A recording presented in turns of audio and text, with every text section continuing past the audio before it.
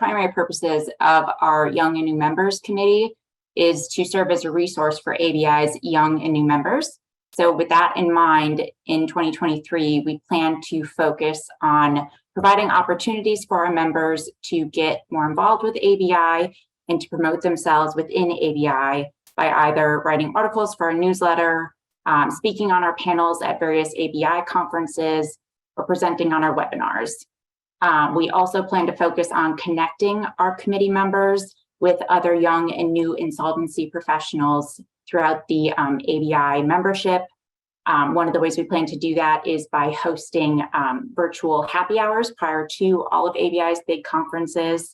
That way, young and new members who are attending a conference for the first time or are newer to ABI will have the opportunity to ask questions of our committee leadership about the ins and outs of the conferences, conference networking strategies, things of that nature, but also it will allow them to meet other conference attendees prior to showing up at the conference, which will just give them, we think, a great opportunity to develop a small network prior to the conference itself.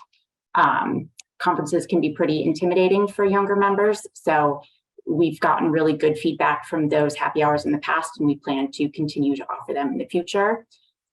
So anyone on this meeting today who has young or new members at their firm or at their company, if you're planning to send those members to an ABI conference this year, please consider connecting them with us prior to the conference so we can get them involved with our committee. From an educational perspective, this year our committee plans to present on some pretty hot topics, we think, in the insolvency world. For example, the committee will host a webinar later this winter on the basics of cryptocurrency bankruptcy cases. And at ABI's ASM, our committee will co-host a panel on retention and compensation issues with the ethics committee. So with that, I will turn things over to Bodie Caldwell to tell you a bit more about our annual spring meeting panel with the ethics committee.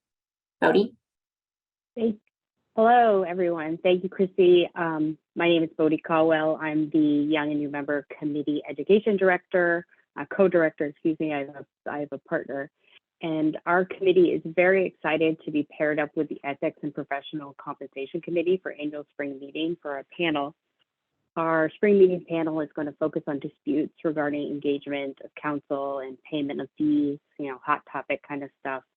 And the panelists will be presenting and discussing a number of ethical issues that have arisen in recent cases. So we'll be talking about really recent cases. I hope to see you all at spring meeting, and I'm going to hand off now to our special projects leader, Joe Esmont. Thanks, Bodie. Hi, everyone. I'm Joe Esmont. I'm the special projects leader for the Young and New Members Committee. I'm a partner with Baker Hostetler in Cleveland, and I'm starting to get gray enough that I don't know that I can remain on the Young and New Members Committee much longer. So I feel like every asset collapse needs its story about irrational exuberance. So if you'll excuse me for just a second, I'll do a little aside. Earlier this year, my family and I drove out to a dude ranch in rural Wyoming. And it was like 35 minutes to get to a gas station from there. So even for Wyoming, pretty rural. I was out riding horses with my family and I saw that the owner's shed was left open. And I gave him a call and said, it looks like it's going to rain. Should I close it for you? He says, no, shed needs to be ventilated.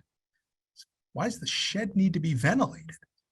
So that night after dinner, he brings me over to his shed. And as I walk in, it's like going into a furnace, like heat is just pouring out the door. And I walk in and the guy's shed is actually one of the largest electricity users in the state of Wyoming because he's running a Bitcoin mining operation out of his shed. This past year has seen a crash in the value of digital assets and a flood of bankruptcies among highly valued cryptocurrency projects. We saw the collapse of the so-called Terra coin. The value of Bitcoin, when I saw my buddy, it was about $50,000 for one Bitcoin. It is now about a quarter of that. We had multiple billion-dollar Chapter 11s in the digital asset space. And so the Young and New Members Committee is planning a webinar on crypto and crypto bankruptcies. For those of you who are not 32-year-old billionaires, we do plan to start with the basics, right? So what is a cryptocurrency? How does it work? Why did that online drawing of an ape shooting lasers out of its eyes sell for $300,000 last week? I don't know that we can actually answer any of these questions, but we are going to give it a go. At a very high level, crypto is about having a network of computers keep a digital ledger of who owns what, right? I own a dollar because I physically have a dollar in my hand, right? I have a dollar at the bank because the bank's computers say that I have a dollar there. I own Bitcoin because the network says that I own a Bitcoin. And really in the past decade or so, a whole industry has grown up that mirrors the traditional financial system for digital assets, for tokens and coins and non-fungible, NFTs, your Bored Ape Yacht Club pictures, right? You can borrow coins, you can lend them, you can hold them at an exchange, you can enter into derivative contracts on them, you can post them as collateral. And you can also hack them and steal them. That seems to be fun too. But in many cases, this was done certainly without the regulation, and a lot of times without the risk management experience that you would see in the traditional financial system. To that point, I want to leave you with two items that were, before I talk a little bit more about what will actually be in the presentation. I want to leave you with two items that the Financial Times reported were on the balance sheet that FTX circulated, the FTX crypto exchange circulated to potential rescue investors when they were trying to avoid bankruptcy. And this is, I quote, hidden, poorly internally labeled fiat account, -$8 billion. That's just a balance sheet item. And withdrawals on Sunday, $5 billion. That was a case where you had a run on the bank type scenario. This year, a lot of things fell apart. And I certainly don't want to say that this is correct and this is exactly what happened, because we're still in the middle of it, and there's a lot to investigate. But you can tell a story that looks a lot like 2008, right? The value of assets, here crypto coins, crashed, particularly a stable coin that was supposed to always be worth $1 called Terra. Crypto hedge funds and lenders failed because they didn't have the money that their assets substantially depreciated in value. That caused exchanges to start to fail, right? FTX was an exchange. It had originally offered rescue financing to some of the other entities, and then it itself failed after questions were raised about its own balance sheet. And so these cases are going to be with us a while, and I don't think they've stopped. In fact, I think we may have had another crypto filing this morning. So some of the things we're going to talk about, in addition to just the basic backdrop of what is this, we're also going to talk about some of the really interesting and meaty bankruptcy-specific issues that you'll see. For instance, we'll touch on ownership, right? When you put your dollar at the bank, you don't question that you're going to be able to withdraw the dollar at some point in the future, right? Because the bank will be good for it, and if they're not, the FDIC is.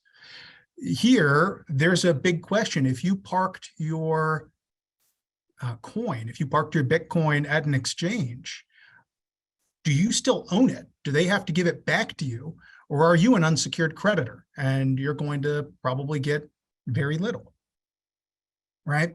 And this was an issue that, in fact, recently came up in the Celsius case. And while I think it'll depend on the contractual language of each exchange, that's going to be a huge, huge deal.